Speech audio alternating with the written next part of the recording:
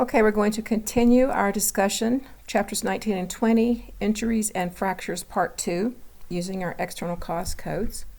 The next guideline we're going to talk about is the coding of injuries. And here I have a diagnostic statement where the patient sustained third-degree burns to the back of her hand. And I've highlighted just the injury itself. The principal diagnosis in this case is that skin graft failing, because that's why she's come back into the hospital to have her allograft removed and her artificial skin graft put over the burn area so it'll heal better. So the complication code is the principal diagnosis and then the burn code. And now we're going to add the external causes, the boiling liquid splashing from a pot on the kitchen stove, and I've added here those two codes, the burn from a hot liquid and the place of occurrence in the family kitchen.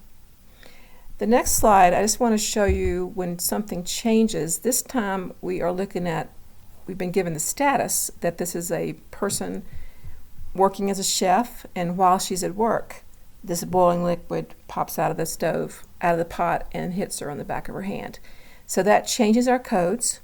We still have the boiling liquid cause code, but the place of occurrence is now a restaurant, and the status is the civilian activity done for her pay, her job. The next guideline has to do with making sure your most severe cause of injury is the principal. The case that I've given you here, the diagnostic statement, the fact that this patient needed an open reduction internal fixation, ORIF, of his left hip fracture tells you that is the most serious injury. You also see here it is displaced. The other two fractures are non-displaced. So the displaced fracture that lands him in the OR is going to be the principal code, principal diagnosis here. The next two, either one of them, because they're both non-displaced, either one of them could be the second or third code. What really matters is that principal diagnosis has been designated and you've included them as secondary codes along with the external cause codes.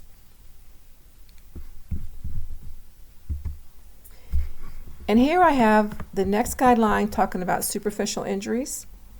And I have the very same diagnostic statement, but at the very bottom of that diagnostic statement, it says he suffered multiple bruises and abrasions on his left side.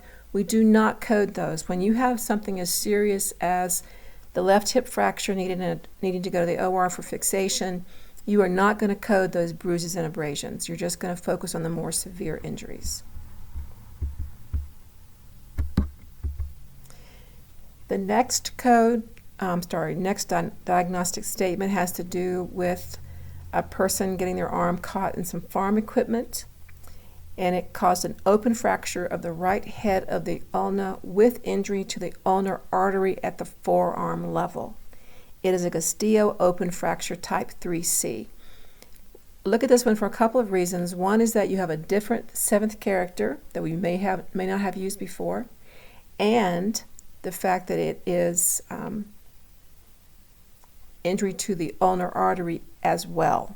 So that second code gets a seventh character A for initial encounter, because when you look at the category code for S55, there's no option to put a C. So you have to just use the codes that are available to you. In this case, the ulnar artery gets the A seventh character, and the open fracture of the head of the ulna gets the seventh character C. And here we have the same diagnostic statement, but we have added our external cause codes, caught in farm machinery, occurring in the field, and activity I put land maintenance. I couldn't find farming, which surprised me. So I went this route, but it may be that the next 2017 codes are going to have more options for us. But this is what I chose.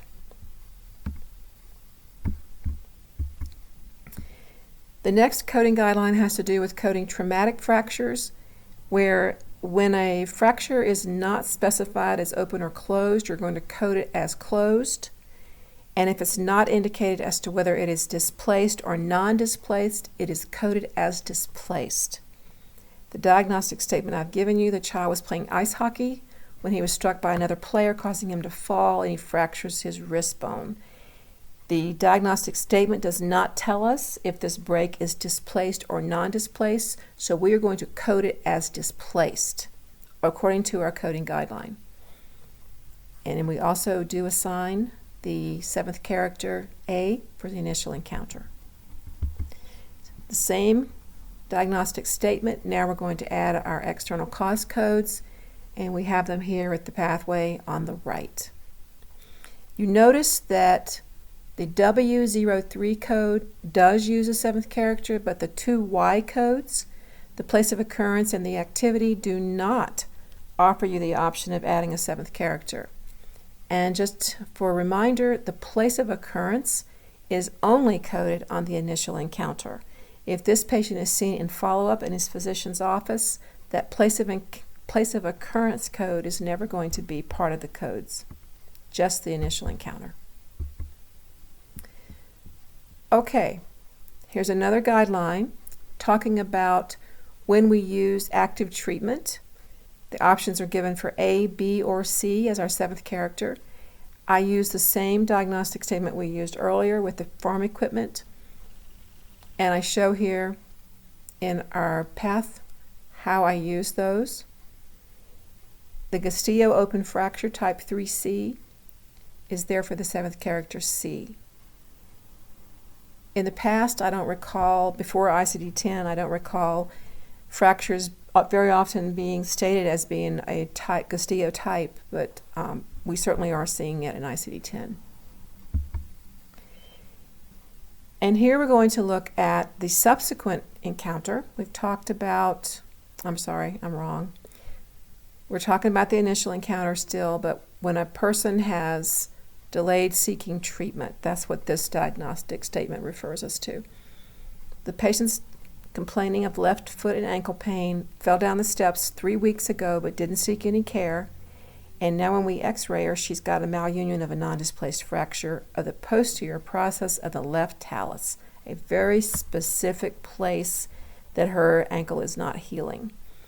So I have the codes here and a reminder that we have to use A, even though she fell down 3 weeks ago.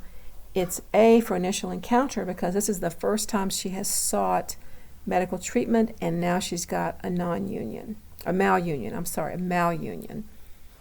that talus fracture. And here I've added the the external cause codes. She fell down the steps, and it's in the public library.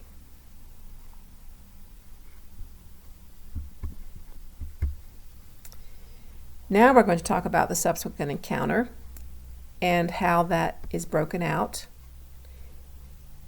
There are more options than just D for subsequent encounter depending on the code. In this case, that ulnar fracture, the Castillo open fracture type 3C, when you go to the subsequent encounter for that same type 3C with routine healing, you're now going to get a 7th character of an F as in Frank instead of the D. However, the ulnar artery code retains the D for subsequent encounter because there's no other option. Also for the W30 code, D subsequent encounter, there's no other options for other than A, D, or S. And then we do not code the place of occurrence. That is only coded in that initial encounter. This encounter is, he's in the doctor's office to have his pins removed from remember the surgery he had? He's in the doctor's office now having those pins removed.